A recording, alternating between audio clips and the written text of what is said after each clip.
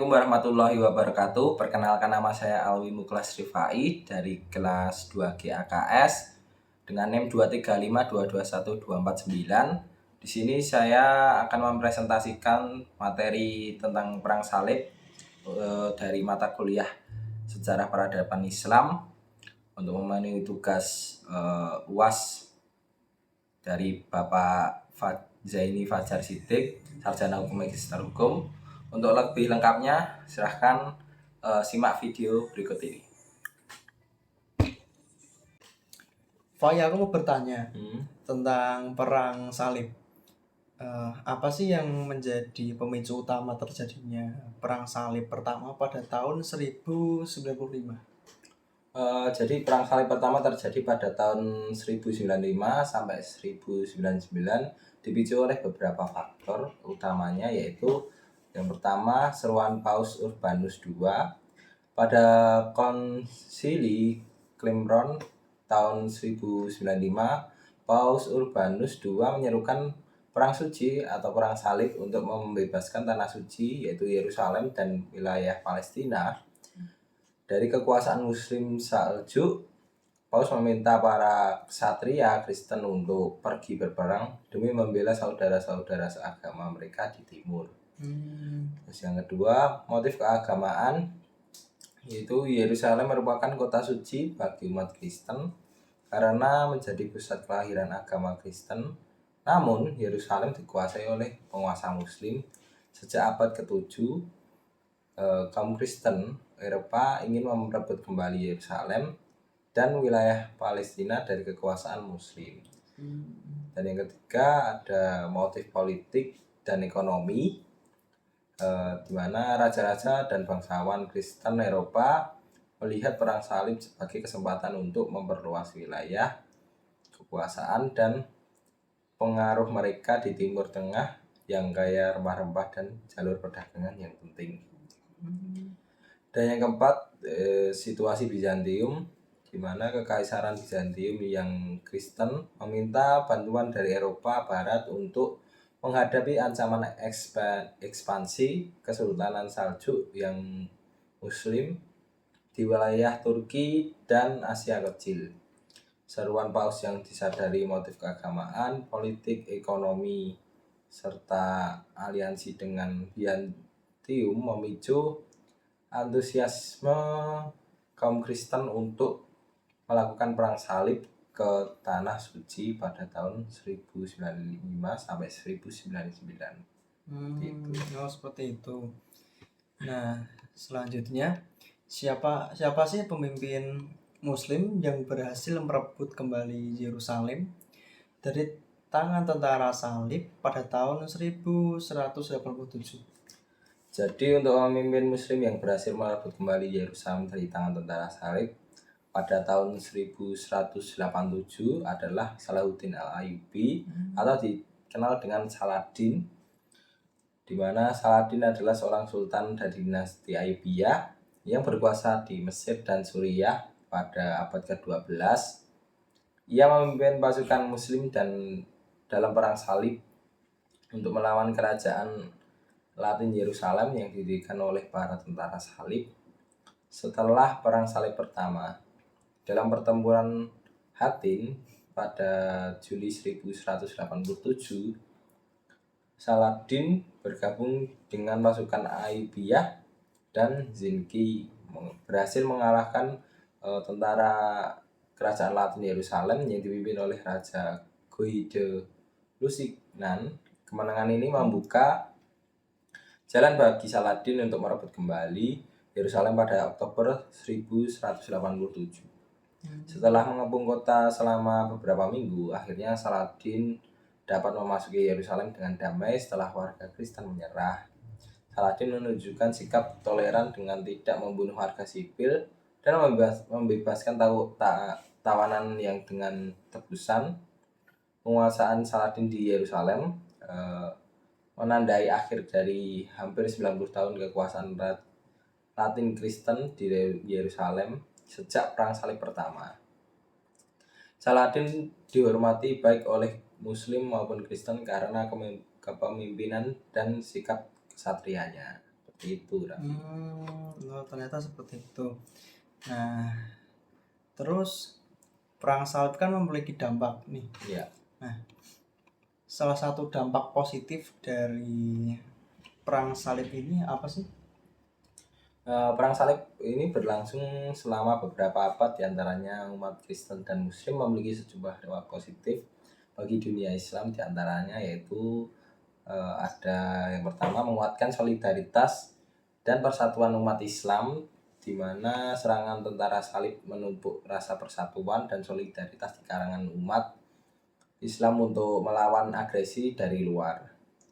Ini mendorong berdirinya beberapa dinasti Islam yang kuat seperti dinasti Ayyubiyah dan Mamluk.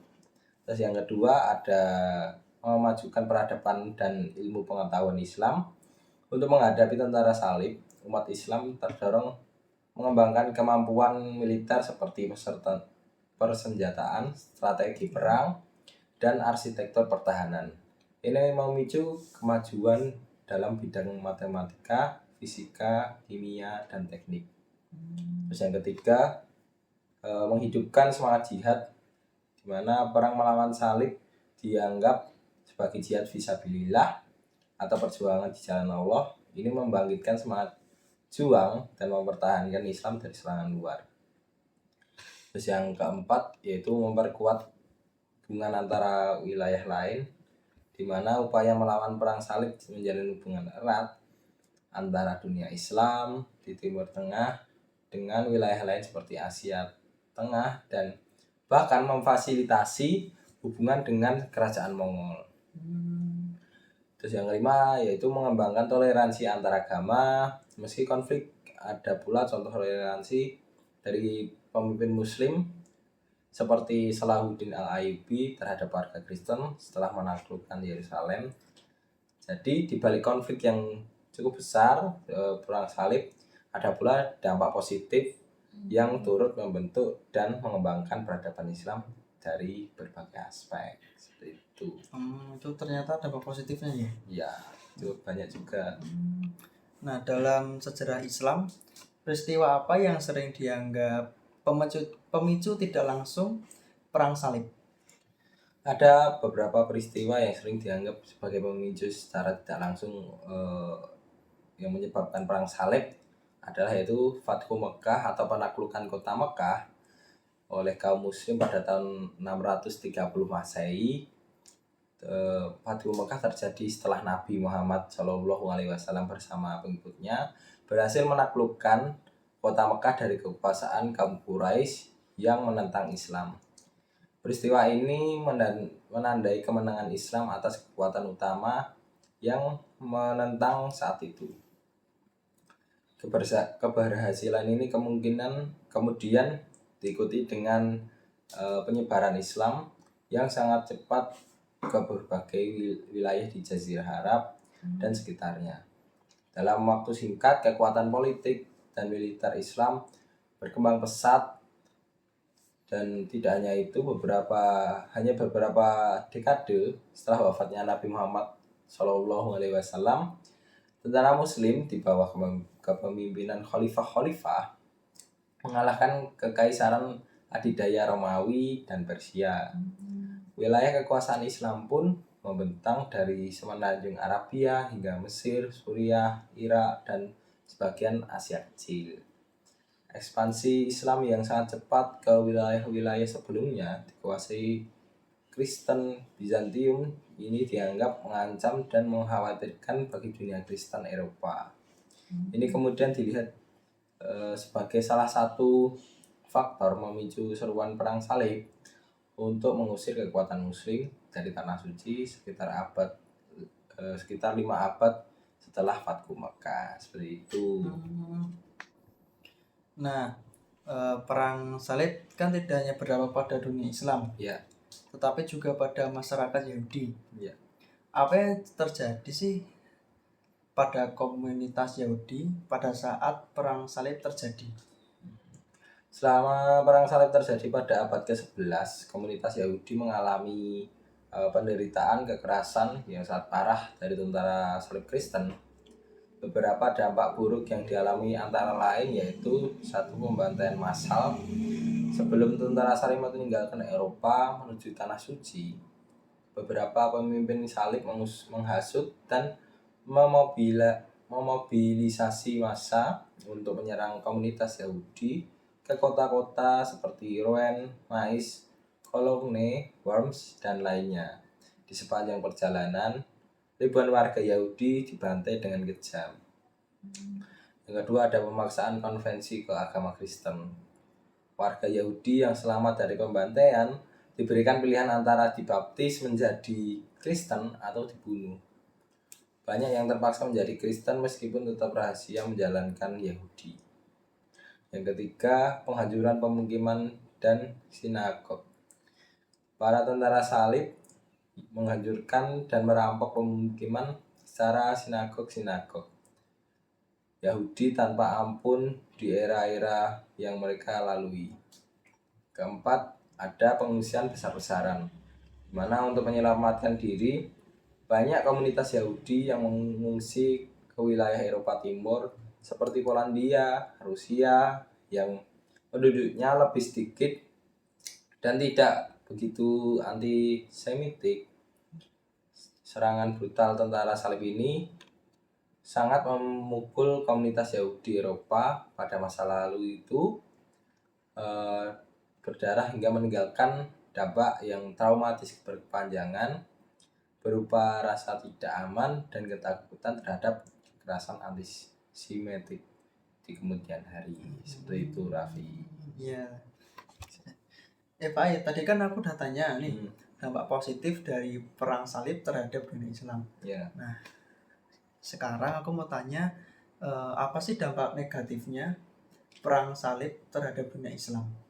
Kalau untuk dampak negatifnya sendiri, perang salib memberi dampak yang cukup signifikan seperti di dunia Islam antara lain, yaitu yang pertama kehancuran kota-kota dan kerusakan infrastruktur.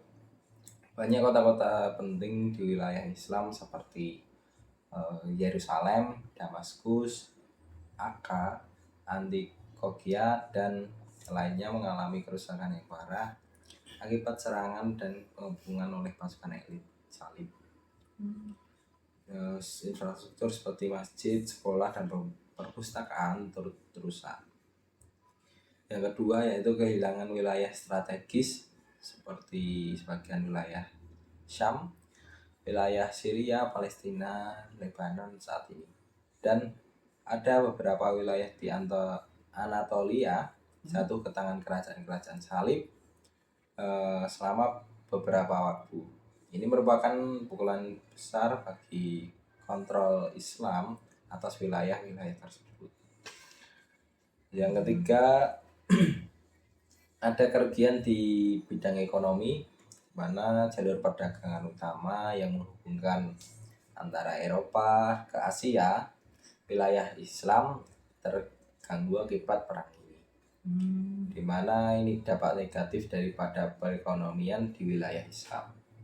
Terus yang keempat, ada kehilangan sumber daya manusia, di mana perang mengakibatkan jatuhnya banyak korban jiwa dari pihak Islam, baik warga sipil maupun militer. Ini merupakan kerugian besar dari segi sumber daya manusia. Terus ada juga dampak psikologis, di mana kekalahan demi kekalahan yang dialami oleh pasukan Muslim menimbulkan rasa frustasi, dendam, dan dampak psikologis lainnya di kalangan masyarakat Islam. Perpecahan internal, perseteruan antara pemimpin Muslim turut berkontribusi pada kekalahan menghadapi salib. Hal ini memperparah perpecahan di kalangan internal umat Muslim, di mana secara umum perang salib menghambat perkembangan dan kejayaan peradaban Islam untuk beberapa waktu lamanya di berbagai bidang kehidupan. Jadi begitu. Untuk dampak negatifnya sendiri ada beberapa dampak tadi yang cukup banyak juga, tidak hanya dampak positif tapi dampak negatifnya juga cukup banyak. Begitu, Raffi. Oh, begitu Raffi. Terima kasih. Ya. Pastor. Saya Joni. Saya Jono. Kita berdua Mbo. Oke, terima kasih yang sudah menonton video saya. Untuk Pak Zaini. Terima kasih untuk yang sudah menonton video saya. Video ini untuk melengkapi tugas UAS dari mata kuliah Sejarah Peradaban Islam yang diambil oleh Pak Zaini Fajar Siddiq, Sarjana Hukum, Magister Hukum. Terima kasih juga untuk Pak Fajar yang sudah selama 1 semester ini sudah mengampu mata kuliah kami. Bila ada salah kata atau perbuatan saya dan teman-teman, kami minta maaf sebesar-besarnya, dan semoga ilmu yang Bapak sampaikan bisa bermanfaat bagi kita semua. Amin. Terima kasih, sekian. Wassalamualaikum warahmatullahi wabarakatuh.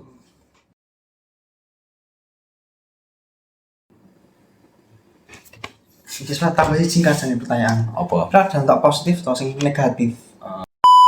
Perkenalkan, nama saya Alwi Muklas Rifai dengan NIM 235221249 dari kelas D.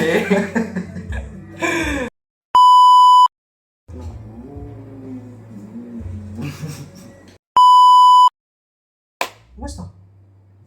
Langsung pertanyaan. Seru.